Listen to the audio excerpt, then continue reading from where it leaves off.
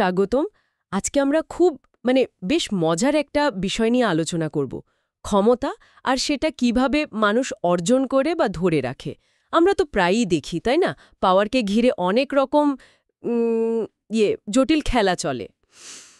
ঠিক তাই। আর এই খেলার নিয়মকানুন বা কৌশল নিয়ে লেখা একটা খুব বিখ্যাত বই আছে, রবার্ট গ্রিনের দ্য 48 লজ অফ পাওয়ার। আজকে আমরা এই বইটা নিয়ে একটু গভীরে যাব। হ্যাঁ, বইটাতে তো প্রচুর ঐতিহাসিক উদাহরণ, তাই না? একদম। ইতিহাস থেকে নেয়া নানা ঘটনা দিয়ে বোঝানো হয়েছে ক্ষমতা আসলে কিভাবে কাজ করে। বেশ বিতর্কিতও অবশ্য। হ্যাঁ, সেটাই বলছিলাম। আমরা আজকে এর কিছু মূল আইডিয়া নিয়ে কথা বলবো, যেমন নিজের ইমেজ বা ধারণা তৈরি করা, অন্যদের প্রভাবিত করার কৌশল, আবার এই সব খেলায় টাইমিং সময়ের ভূমিকাটা কি। ঠিক। তবে অবশ্যই আমাদের লক্ষ্য কিন্তু এই কৌশলগুলো বোঝা, সেগুলোকে ভালো বা খারাপ বলা নয়, জাস্ট বোঝা। একদম ঠিক। আমরা দেখব ইতিহাসে বিভিন্ন চরিত্র কিভাবে ক্ষমতা ব্যবহার করেছে। কেউ সফল হয়েছে, কেউ ব্যর্থও তো হয়েছে অনেকে। যেমন শত্রুকেও কাজে লাগানোর বুদ্ধি। ইন্টারেস্টিং। তাহলে আলোচনাটা শুরু করা যাক। হ্যাঁ, চলুন।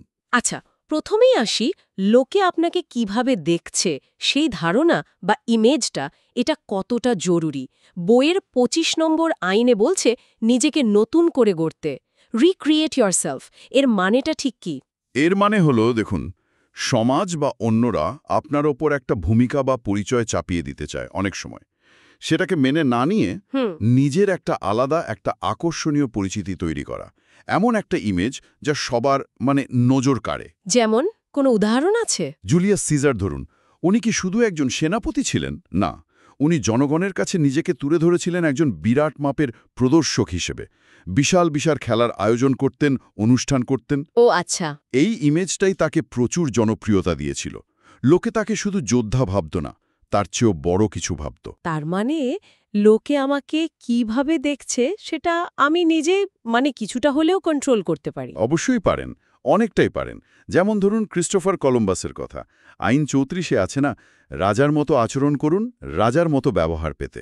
হ্যাঁ, কলম্বাস তো খুব সাধারণ পরিবার থেকে এসেছিলেন, তাই না? হ্যাঁ তো, কিন্তু তার চালচলন, হাবভাব, আত্মবিশ্বাস, সেগুলো এমন ছিল যে দেখে মনে হতো উনি জন্ম থেকেই নেতা। এই ভাবমূর্তিটাই কিন্তু তাকে স্পেনের রাজারানীর সমর্থন পেতে সাহায্য করেছিল। তার মানে কিভাবে নিজেকে প্রেজেন্ট করছে সেটার উপর অনেক কিছু নির্ভর করে। একদম। কিন্তু শুধু ইমেজ বানালেই তো হবে না, লোকের চোখেও তো পড়তে হবে।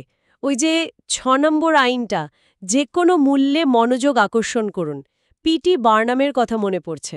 ঠিক ধরেছেন। বার্নাম বলতেন, যে কোনো পাবলিসিটি ভালো পাবলিসিটি। লোকে আপনার ভালো বলুক বা খারাপ, আসল কথা হলো তারা যেন আপনাকে নিয়ে কথা বলে। চর্চায় থাকাটা জরুরি। হ্যাঁ, মনোযোগের কেন্দ্রবিন্দু তো থাকা, এটাও ক্ষমতার একটা অংশ। তবে এখানে আবার একটা ব্যালেন্সের ব্যাপার আছে। ব্যালেন্স, সেটা আবার কি রকম? একদিকে মনোযোগ টানতে বলছেন, আবার 4 নম্বর আইন বলছে প্রয়োজনের চেয়ে কম কথা বলুন। এটা তো উল্টো মনে হচ্ছে। হ্যাঁ, আপাতদৃষ্টিতে উল্টো মনে হতে পারে, কিন্তু কম কথা বলারও পাওয়ার আছে। কিভাবে? দেখুন, আপনি যত কম বলবেন, আপনার কথার ওজন তত বাড়বে। লোকে ঠিক বুঝতে পারবে না আপনি কি ভাবছেন বা আপনার পরের চালটা কি হবে। একটা রহস্য তৈরি হয়। ঠিক তাই, একটা মিস্টেক, একটা রহস্য। ফ্রান্সের রাজা চতুর্দশ লুই, উনি খুব কম কথা বলতেন। এতে ওনার মন্ত্রীরা সবসময় একটা চিন্তায় থাকত, রাজা ঠিক কি চাইছেন। আচ্ছা। শিল্পী অ্যান্ডি ওয়ারহোলও কিন্তু এই কম কথা বলার কৌশলটা ব্যবহার করতেন। এটাও মনোযোগ ধরে রাখার একটা উপায়। মানুষ তখন আপনার নীরবতা নিয়েও ভাবে। ইন্টারেস্টিং। একদিকে মনোযোগ টানা, অন্যদিকে একটু রহস্য রাখা। কিন্তু বেশি নিখুঁত বা অসাধারণ দেখানো কি বিপজ্জনক হতে পারে? ওই 46 নম্বর আইনে যেমন বলছে, কখনো নিজেকে নিখুঁত হিসেবে দেখাবেন না। এটা খুব খুব গুরুত্বপূর্ণ একটা পয়েন্ট। আপনি যদি নিজেকে একদমই পারফেক্ট, কোনো ভুল নেই এমনভাবে তুলে ধরেন, তাহলে অন্যদের মনে কিন্তু হিংসা তৈরি হতে পারে, ঈর্ষা। আর এই হিংসা খুব ডেঞ্জারাস। এটা সাইলেন্টলি কাজ করে, আপনি হয়তো টেরই পাবেন না। তাই নাকি? হ্যাঁ, মানুষ বরং এমন কাউকে একটু বেশি পছন্দ করে যার মধ্যে ছোটখাটো ফল্ট আছে, যাকে একটু বেশি মানবিক মনে হয়। তার মানে মাঝে মাঝে নিজের একটু দোষ বা দুর্বলতা দেখানোটাও কাজের হতে পারে। এটা কিন্তু বেশ অদ্ভুত লাগছে শুনতে। হ্যাঁ, হতেই পারে। কৌশল হিসেবে ব্যবহার করা যেতে পারে। ইতালির ওই বিখ্যাত মেডিসি পরিবার, কসিমো দে মেডিসি, উনি খুব বুদ্ধিমান ছিলেন। তার প্রচুর ক্ষমতা, প্রচুর সম্পদ ছিল, কিন্তু উনি সেটা খুব বেশি শো অফ করতেন না, কিছুটা আড়ালে রাখতেন। কেন? যাতে লোকে বেশি হিংসা না করে। আচ্ছা। কখনো নিজের ছোটখাটো ভুল স্বীকার করলে বা একটু দুর্বলতা দেখালে অন্যের একটু স্বস্তি পায়, আপনাকে এতটা ভয়ের কারণ মনে করে না। হিংসার বদলে হয়তো একটু সহানুভূতিও তৈরি হতে পারে। তার মানে ক্ষমতার খেলায় কখন শক্তি দেখাতে হবে আর কখন একটু দুর্বলতা, সেটাও বুঝতে হবে। একদম, এটাই তো আর্ট। বাহ, এটা সত্যি ভাবার মতো। আচ্ছা, এবার একটু অন্যদিকে যাই। অন্যদের প্রভাবিত করার কৌশল। ৯ নম্বর আইনটা বেশ লেগেছে আমার। কাজের মাধ্যমে জিতুন, তর্কে নয়। মানে কি, তর্কে জেতার চেষ্টা করাই উচিত না? না, ঠিক তা নয়। তর্কে জিতে আপনি হয়তো সাময়িকভাবে নিজের পয়েন্টটা প্রমাণ করলেন, কিন্তু যার সাথে তর্ক করলেন তার মনে একটা বিরক্তি বা ক্ষোভ থেকে যেতে পারে। লং রানে সেটা ভালো নাও হতে পারে। তার চেয়ে কাজ দিয়ে প্রমাণ করা ভালো। অনেক বেশি ইফেক্টিভ। ওই মাইকেলঅ্যাঞ্জেলো ডেভিডের মূর্তির গল্পটা ভাবুন। হ্যাঁ, বলুন। ফ্লোরেন্সের এক কর্মকর্তা পিয়েরো সোদরিনি মূর্তিটা দেখে বললেন, নাকটা নাকি একটু বেশি বড় লাগছে। মাইকেল অ্যাঞ্জেলো কি রেগে গেছিলেন বা তর্ক করেছিলেন? না, একদম না। খুব শান্তভাবে একটু মার্বেলের গুঁড়ো আর ছেনি হাতে নিলেন, মূর্তির নাকের কাছে গিয়ে এমন ভান করলেন যেন উনি নাকটা একটু ঘষে ঠিক করছেন, যদিও আসলে কিছুই করেননি। আচ্ছা, তারপর? তারপর সোদেরিনিকে বললেন, এবার দেখুন তো।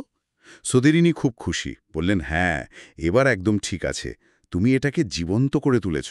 বাহ, মানে তর্কে না গিয়ে জাস্ট একটা অ্যাক্টিং করে। হ্যাঁ, পরিস্থিতি সামলে নিলেন, আবার সোদেরিনিও খুশি হলেন। এটাই হলো কাজের মাধ্যমে জেতা। তার মানে অন্যকে দিয়ে কাজ করাতে বা নিজের পথে আনতে ডিরেক্ট না বলে একটু ঘুরিয়ে বলা বা অন্য অ্যাপ্রোচ নেওয়া ভালো। যেমন ওই ১৩ নম্বর আইন সাহায্যের জন্য আবেদন করার সময় দয়া বা কৃতজ্ঞতার কথা না বলে অন্যের নিজের স্বার্থের কথাটা বলতে হবে। একদম, একদম।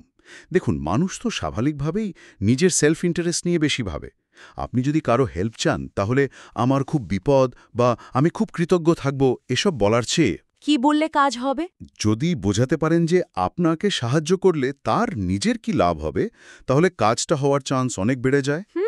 এই একই আইডিয়া কিন্তু ৪৩ নম্বর আইনেও আছে। অন্যের মন আর হৃদয়ের উপর কাজ করুন, মানে জোর করে কিছু চাপিয়ে দেওয়ার চেয়ে। বুঝিয়ে সুঝিয়ে বা ইমোশনালি কানেক্ট করে। হ্যাঁ, ইমোশনালি বা লজিক দিয়ে বুঝিয়ে প্রভাবিত করাটা অনেক বেশি স্থায়ী হয়। এই প্রসঙ্গে চীনের ওই স্ট্র্যাটেজিস্ট চুকো লিয়াং আর শত্রু রাজা মেংহুয়ের গল্পটা দারুণ। লিয়াং বারবার মেংহুয়োকে যুদ্ধে হারিয়ে ধরছিলেন। হ্যাঁ, কিন্তু প্রতিবারই সম্মানের সাথে ছেড়ে দিচ্ছিলেন। ঠিক ৭ বার এমন করার পর মেংহুও নিজেই লিয়াংয়ের অনুগত হয়ে যান। মানে জোর না খাটিয়েও মন জয় করা সম্ভব। একদম। খেসিশন বা কোয়ার্শনের চেয়ে প্রলোভন বা সিডাকশন অথবা মানসিক আবেদন, এগুলোর শক্তি অনেক বেশি। আচ্ছা, এবার কিছু আরও স্ট্র্যাটেজিক চালের কথা বলি। যেমন ৩ নম্বর আইন, নিজের উদ্দেশ্য গোপন রাখা। এটা তো মনে হয় প্রায় সবাই করে যারা পাওয়ারফুল। হ্যাঁ, এটা খুব কমন একটা ট্যাকটিক। মানে আপনি আসলে কি করতে চাইছেন সেটা শেষ মুহূর্ত পর্যন্ত কাউকে বুঝতে না দেওয়া। জার্মানির চ্যান্সেলর বিসমার্কের ওই বক্তৃতার কথা মনে পড়ছে, যখন প্রুশিয়া আর অস্ট্রিয়ার যুদ্ধ প্রায় হবেই হবে অবস্থা। সবাই ভাবছে বিসমার্ক যুদ্ধের পক্ষেই বলবেন, কিন্তু উনি পার্লামেন্টে এমন শান্তির পক্ষে বললেন, এমনকি অস্ট্রিয়ার প্রশংসাও করলেন।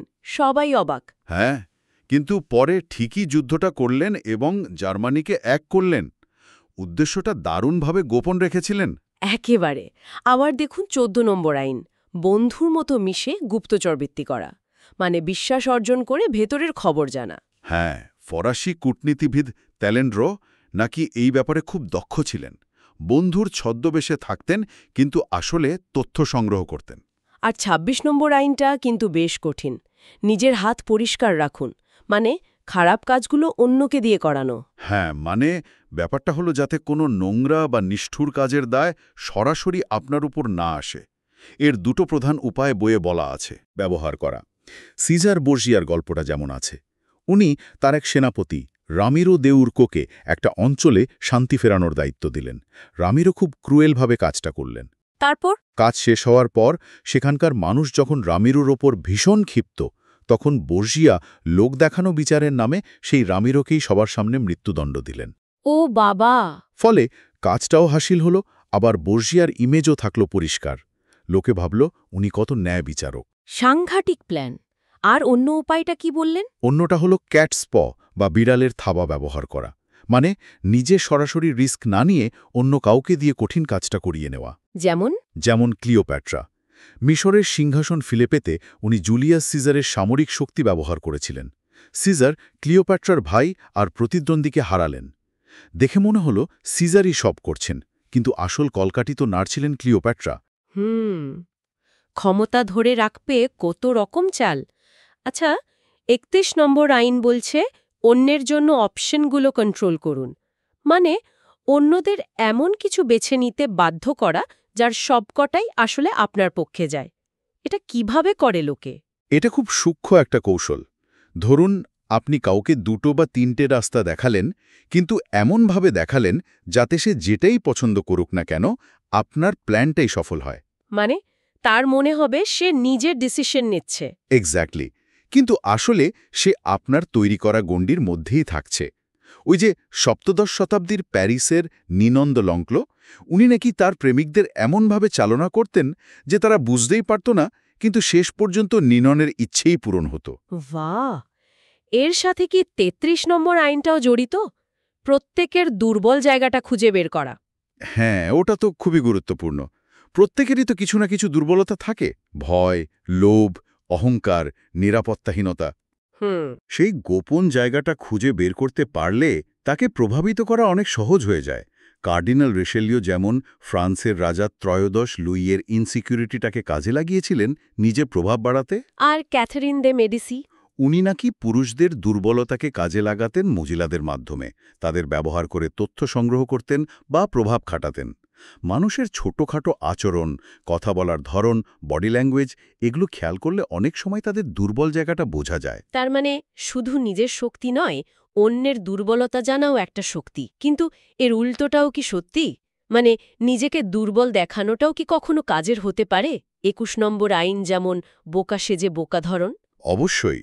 আপনি যদি ইচ্ছে করে নিজেকে একটু বোকা বা আনাড়ি দেখান, তাহলে আপনার প্রতিপক্ষ আপনাকে হয়তো অতটা গুরুত্ব দেবে না। আন্ডার এস্টিমেট করবে। হ্যাঁ, আন্ডার এস্টিমেট করতে পারে, একটু রিল্যাক্সড হয়ে যেতে পারে। আর ঠিক সেই সুযোগেই আপনি আপনার আসল চালটা দিতে পারেন। ওই আমেরিকার পুরনো দিনের হীরা খনির প্রতারণার গল্পটার মতো। আচ্ছা। প্রতারকরা নিজেদের সহজ সরল খনি শ্রমিক সাজিয়ে বড় বড় ইনভেস্টরদের বোকা বানিয়েছিল। আর ২২ নম্বর আইন তো আরও সরাসরি বলছে আত্মসমর্পণের কৌশল ব্যবহার করুন, মানে সারেন্ডার করার ভান করা। হ্যাঁ, আপাত দৃষ্টিতে হার মেনে নেওয়া, কিন্তু এটা আসলে সময় পাওয়ার জন্য হতে পারে, বা শক্তি সঞ্চয় করার জন্য, অথবা প্রতিপক্ষকে অসতর্ক করার জন্য। ভোল্টেয়ারের ওই লন্ডনের ঘটনাটা ভাবুন। কি হয়েছিল? একবার লন্ডনে কিছু ক্রুদ্ধ জনতা ওনাকে ফরাসি ভেবে আক্রমণ করতে আসে। উনি তখন খুব শান্তভাবে বললেন, ইংরেজ ভাইরা, তোমরা আমাকে ফরাসি বলে মারতে চাও? আমি যে ইংরেজ হয়ে জন্মাইনি, এটাই কি আমার যথেষ্ট শাস্তি নয়? দারুণ উত্তর তো। হ্যাঁ, ওনার এই অপ্রত্যাশিত উত্তরে জনতা হেসে ফেলেছিল এবং ওনাকে ছেড়ে দেয়। দেখুন, এখানে আপাত আত্মসমর্পণ বা উইট ব্যবহার করে উনি নিজেকে বাঁচালেন। সুতরাং সারেন্ডারও একটা পাওয়ারফুল ট্যাকটিক হতে পারে। অসাধারণ। ক্ষমতার খেলাটা তাহলে শুধু মাসল পাওয়ারের নয়, ব্রেনেরও। আচ্ছা, এবার একটু টাইমিং নিয়ে কথা বলি। ৩৫ নম্বর আইন বলছে সময়ের ব্যবহারে ওস্তাদ হন, master the art of timing. মানে কি শুধু ধৈর্য ধরে ওয়েট করা? ধৈর্য তো বটেই, কিন্তু শুধু অপেক্ষা নয়। কখন অ্যাকশন নিতে হবে, কখন থামতে হবে, কখন স্পিড বাড়াতে হবে, আর কখন স্লো ডাউন করতে হবে, এই পুরো সেন্সটাই হলো টাইমিংয়ের আর্ট। ঠিক। তাড়াহুড়ো করা যেমন খারাপ, তেমনি সঠিক সুযোগটা মিস করাও কিন্তু বোকামি। ওই ফরাসি কূটনীতিবিদ জোসেফ ফুশে, উনি বিপ্লবের সময়ের ওই টালমাটাল পরিস্থিতিতেও টিকে গিয়েছিলেন। কিভাবে? কারণ উনি অসাধারণভাবে টাইমিংটা বুঝতেন।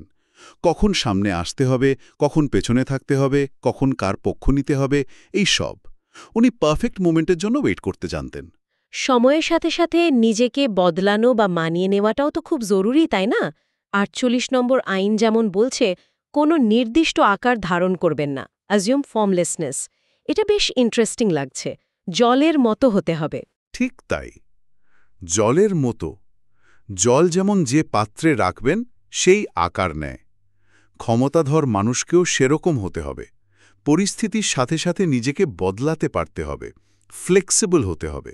যেমন স্পার্তা খুব শক্তিশালী ছিল, কিন্তু তাদের নিয়মকানুন ছিল খুব রিজিড, আনচেঞ্জিং। এই অনমনীয়তাই কিন্তু তাদের পতনের একটা বড় কারণ হয়েছিল।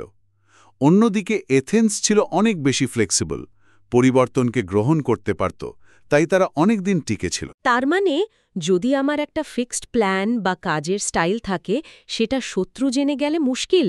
অবশ্যই, শত্রু সহজেই আপনার পরের মুভ প্রেডিক্ট করে ফেলবে। তাই সবসময় আনপ্রেডিক্টেবল থাকা, পরিবর্তনশীল থাকাটা জরুরি। এই আইডিয়াটা ৪৫ নম্বর আইলের সাথেও একটু মেলে মনে হচ্ছে। পরিবর্তনের কথা বলুন, কিন্তু একবারে খুব বেশি বদলাবেন না। মানে চেঞ্জ আনলেও সেটাকে আস্তে আস্তে পুরনো মোড়কে আনতে হবে। হ্যাঁ, কারণ মানুষ সাধারণত খুব বেশি বা খুব র্যাপিড চেঞ্জ পছন্দ করে না। তাতে ভয় পায়, প্রতিরোধ করে। তাই বড় কোনো রিফর্ম বা পরিবর্তন আনতে হলে সেটাকে পুরনো কোনো আইডিয়া বা ঐতিহ্যের কন্টিনিউয়েশন হিসেবে দেখানো ভালো।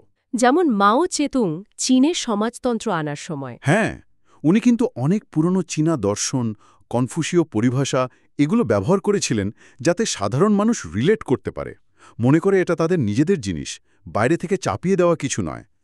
পরিবর্তনটাকে পুরনো জামা পরিয়ে আনতে হবে আর কি। ইন্টারেস্টিং। আচ্ছা, এবার একদম শেষের দিকে আসি। সাকসেসফুল হওয়ার পর, মানে লক্ষ্যের কাছাকাছি পৌঁছে গেলে থামার গুরুত্বটা কি? 47 নম্বর আইন, লক্ষ্যে পৌঁছানোর পর থামতে শিখুন। জয় পাওয়ার পরও থেমে যেতে হবে। এটা খুব কঠিন একটা ডিসিপ্লিন, কিন্তু খুবই দরকারি। কারণ জয়ের পর কি হয়? মানুষের মধ্যে একটা ইউফোরিয়া আসে, একটা অহংকার আসে, মনে হয় আমি সব পারি, আমি অপরাজেয়। হ্যাঁ, ওভার কনফিডেন্স চলে আসে। ঠিক। আর এই ওভার কনফিডেন্স থেকেই মানুষ আরও বেশি রিস্ক নেয়, অনেক সময় ক্যালকুলেশন ভুল করে, আর সেটাই পতনের কারণ হয়ে দাঁড়ায়। পারস্যের সম্রাট সাইরাস দ্য গ্রেট ব্যাবিলন জয় করলেন, বিশাল সাফল্য। যদি উনি ওখানেই থেমে যেতেন, কিন্তু থামলেন না, আরও এগিয়ে মধ্য এশিয়ার মাসাগেটাইদের আক্রমণ করতে গেলেন, আর সেখানেই পরাজিত হলেন, মারা গেলেন। বেশি সাফল্য অনেক সময় নতুন শত্রু তৈরি করে বা পুরনো শত্রুকে আরও হিংস্র করে তোলে। কিন্তু এখানেই আবার ১৫ নম্বর আইনের সাথে একটা কনফ্লিক্ট আসছে না?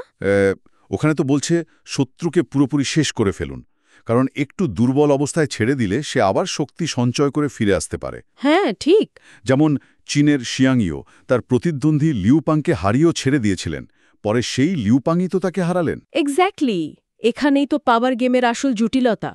কখন থামতে হবে আর কখন শত্রুকে সম্পূর্ণ নির্মূল করতে হবে, এই ডিসিশনটা নেওয়া খুব কঠিন। এর কোনো ব্ল্যাক অ্যান্ড হোয়াইট রুল নেই। তাহলে কিসের ওপর নির্ভর করে? এটা নির্ভর করে সিচুয়েশনের ওপর।